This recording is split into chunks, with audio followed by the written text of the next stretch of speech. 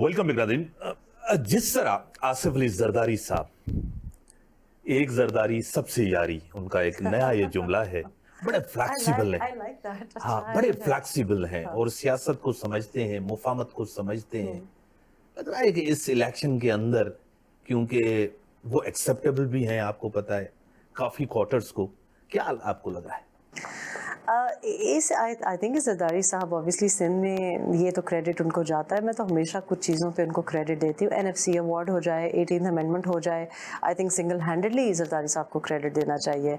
और इस सबसे यारी जो है ये इतनी बुरी बात नहीं है। मेरा ख्याल है मैं समझती हूँ कि हम सबको इससे सीखने का भी मौका मिला है। उन्होंने ज़ाहिर है बड़ी मुश्किल वक्त गुजारा है, जेल में जितना वक्त उन्होंने चुप करके गुजारा है, यहाँ तो आप देखते हैं 30 दिन गुजर गए, 40 दिन गुजर गए, 50 दिन गुजर गए, 51 दिन गुजर गए, 51 डेज एंड 3 आवर्स गुजर गए।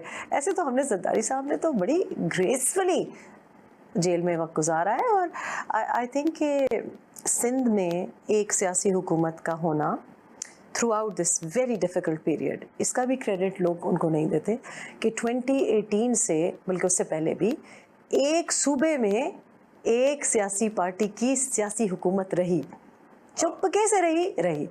तो ये उनकी सियासी जो आप क्या कहें, I think he has and it's interesting because हमारी एक जानने वाली हैं, तो उनके साहबजादे जरदारी साहब से मिलने के लिए गए, वो इंटरव्यू के लिए जा रही थी। तो हमारे यंगर जो बच्चे हैं जो UK में पलते पढ़ते हैं, वो बड़े साफ दिल होते हैं, वो कोई मुनाफकत नहीं करते। उन्होंने साफ उनसे एक सवाल कर लिया और उन्होंने ज़ाहिर है वो इम्प्रेस हुआ मिल के कि ये जरदारी साहब तो कैम्ब्रिज, ऑक्सफर्ड, और जो लोग कहते हैं मैं हार्वर्ड से पढ़ा, ये वो वहाँ के पढ़े में नहीं है। तो उससे सवाल पूछा कि sir how do you know all of this, मतलब वो इम्प्रेस हुआ उनकी नॉलेज से और उनकी जो सियासी एक आप कहें कि जो उनकी एनालिसिस है या उनकी कैलकुलेशन है।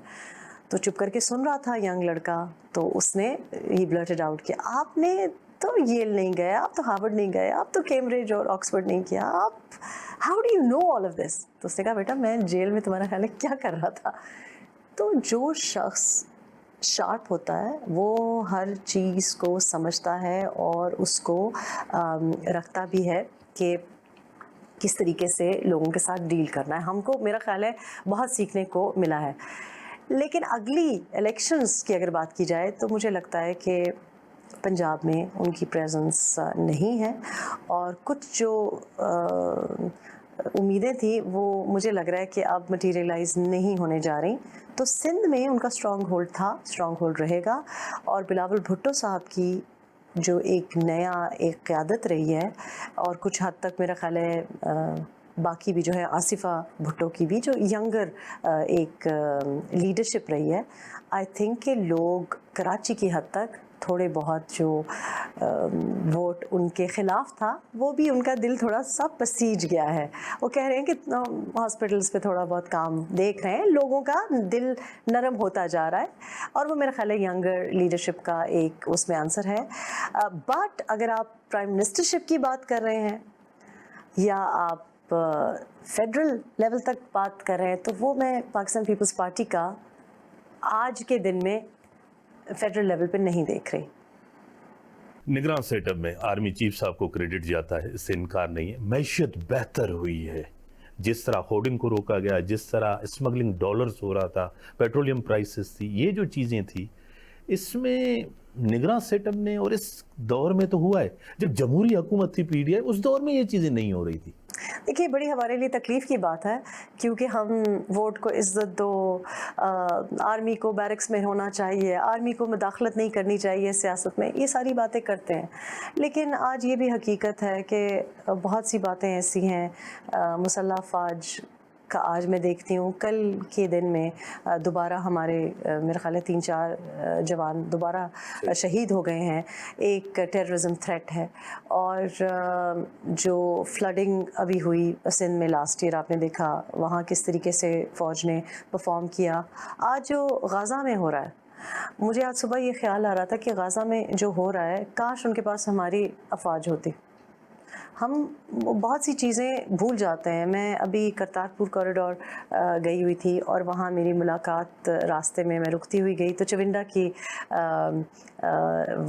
چوندا کے ایریا میں انڈین ٹینکس میں نے دیکھے. میں نے نہیں پہلے کبھی دیکھے تھے. 1965 کی جنگ میں جو ہم نے پتہ نہیں کتنے انڈین ٹینکس ہم نے انڈکٹ کیے آرمی میں, پاکستانی افواج نے. مطلب ہماری بہادری کی مثالیں ہیں. تو بہت سی چیزیں ایسے ہیں جو کہ مسلح افواج جن کی وجہ سے میرا خیال ہے متنازع ہو جاتے ہیں. SIFC جو ہے یہ جس طریقے سے اور تیز رفتاری سے 5 ہفتے میں کام کر رہی ہے, کیا میں اور آپ یہ بیٹھ کے کہہ سکتے ہیں کہ چیف صاحب کو نہیں کرنا چاہیے؟ مطلب کیونکہ حالات ایسے تھے کہ اس وقت ہم کہتے ہیں کوئی آ کے کرے. اس وقت آ کے اگر بائیڈن کرے تو بھی ہمیں اعتراض نہ ہو, لیکن اگر اپنا چیف آف آرمی سٹاف کر رہا ہے, کرنا نہیں چاہیے ان کو, لیکن بھائی کوئی کر ہی نہیں رہا. پچھلے 16 مہینے میں کیوں نہیں کیا انہوں نے؟ یہ تو سمپل سی بات تھی. آپ اگر بلیک مارکیٹ کی بات کریں, ڈالرز کی ہورڈنگ کی بات کریں, تو یہ تو کوئی راکٹ سائنس نہیں تھی نا. کوئی مارس میں جانے کا فارمولا تو نہیں تھا. مجھ کو بھی پتا ہے, آپ کو بھی پتا ہے کہ کیا ہوتا ہے منی ایکسچینج کے باہر, کیا ہوتا ہے. تو کیوں نہیں ہوتا؟ کون سا ISI باہر انہوں نے کھڑی کی ہوئی ہے؟ کون سا کوئی پولیس ڈالے باہر کھڑے ہیں؟ کریک ڈاؤن کیا, ہو گیا. اس کے علاوہ ایک کانفیڈنس بوسٹنگ ہوتی ہے. مارکیٹ مطلب 6 سال کے بعد مارکیٹ 50,000 پوائنٹس کراس کر گئی ہے. 6 سال میں نہیں کیا تو صرف 16 مہینے کی بات نہیں ہے. پچھلے 3.7 بھی اس میں ڈالیں, اس سے پیچھے بھی چلے جائیں. تو اگر کوئی کر رہا ہے اور ایک کاؤنسل بنا کے کر رہا ہے, SIFC صرف چیف آف آرمی سٹاف نہیں کر رہا, اس کاؤنسل میں سارے بیٹھے ہوئے ہیں, جو کہ میرا خیال ہے کہ PMLN کی حکومت, PTI کی حکومت, PDM کی حکومت, PPP کی حکومت کے ساتھ بیٹھنا چاہتے ہوں گے, لیکن ان کی سنی نہیں گی. اور یہ باتیں میں روز, آپ یقین کریں, میں جس بزنس آرگنائزیشن میں جاتی ہوں, جس ٹیکسٹائل انڈسٹری میں جاتی ہوں, جس سیمنٹ مینوفیکچرر کے پاس جاتی ہوں, لیدر انڈسٹری کے پاس جاتی ہوں, بینکس کے اونرز کے پاس جاتی ہوں, سب سر پیٹتے ہیں.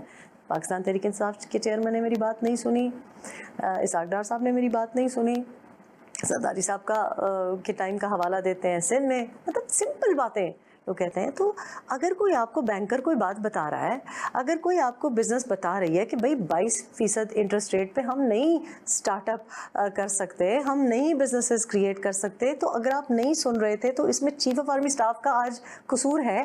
Chief of army staff SIFC میں سب کے ساتھ بیٹھ کے یہ فیصلے کر رہا ہے نا, ایک یونانیمس ڈیسیجن ہی ہے. تو پھر اس وجہ سے میری پوزیشن اور آپ کی پوزیشن بڑی ویک ہو جاتی ہے جب ہم کہتے ہیں کہ بھئی یہ ہمیں کرنے دیں, سیاستدانوں کو کرنے دیں.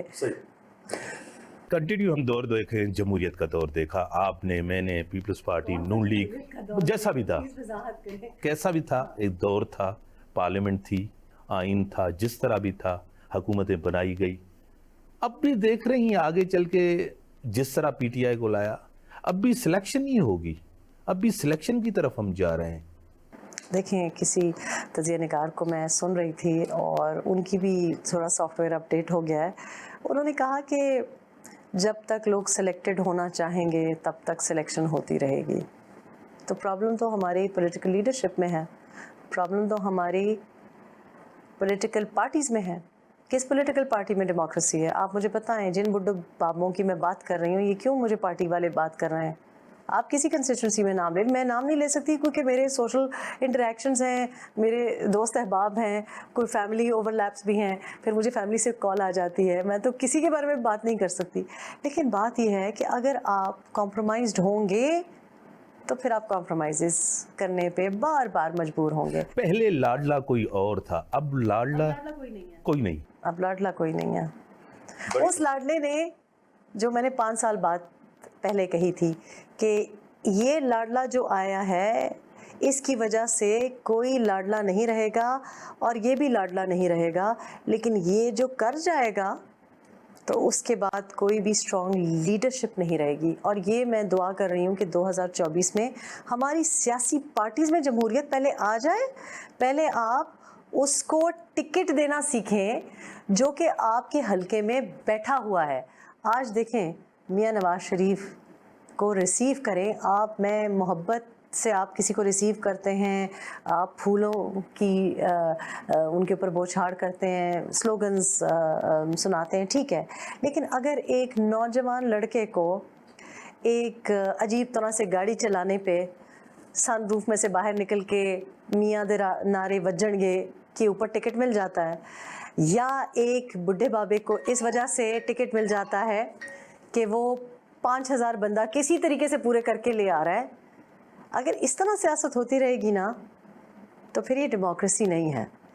اگر یہ ہمارا کینڈیڈیٹ سلیکشن کا معیار یہ ہوگا کہ کس کی نمبر پلیٹ آئی ہے اور کس نے زیادہ سلوٹ مارے ہیں، تو پھر یہ ڈیموکریسی نہیں ہے. تو جمہوریت پہلے ٹکٹس میں تو دکھائیں، ہمیں پتہ چلے، سینٹ کی سلیکشن میں تو دکھائیں، اس کے بعد ہم گلا کریں نا آرمی سے.